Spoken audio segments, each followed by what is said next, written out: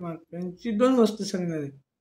कधी बडबडीने आपलं नुकसान होतं त्याची गोष्ट सांगणार आहे.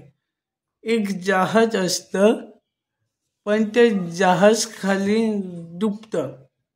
तर भरपूर माणसं मरतात, पण फक्त एक माकड असतं जो जिवंत असतो.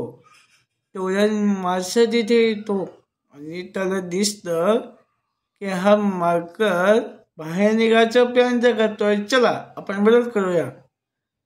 मग मासा म्हणतो माझ्या पाठीवर बस. मग मग मग तो मासा विचारतो, काय रे कुठे राहतो? मग तो माकड फार थापा मारतो की मी तर इकडे घरात राहतो, मुंबईमध्ये राहतो.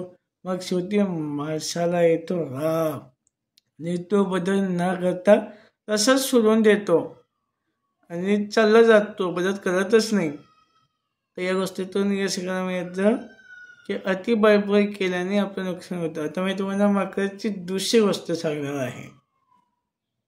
तर त्या गोष्टीचा पण तेच नाव आहे, अति बळबळ केली तर नुकसान होतं. एकदा माकड एका विहिरीत पडलं होतं आणि बाहेर निघायचा प्रयत्न करत होतं, पण त्याला निघताच नाही येत होतं. तेवढं दुसरा एक माकड येतं आणि म्हणतं, अरे तुला काय व्यवस्थित बसता नाही येत का? मला पहा मी कसा व्यवस्थित बसतो, बघून बसतो, तुला तुला काय व्यवस्थित बसता नाही येत का? असं तो म्हणू लागतो. माकड म्हणतो, उपदेश देण्यापेक्षा तू माझी मदत कर, नाही करायची तर तू जा, मी दुसऱ्या मदत मागेन. तर मग माकाला करायला राग येतो ना, पण तो खूप प्रयत्न करतो, पण ते काही वाचवतच नाही. तसंच जातो मागं.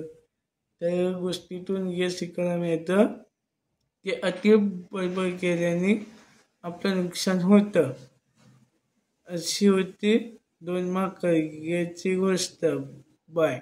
गोष्टी वाचे बघतात त्यांच्या मला खूप आनंद मिळतो.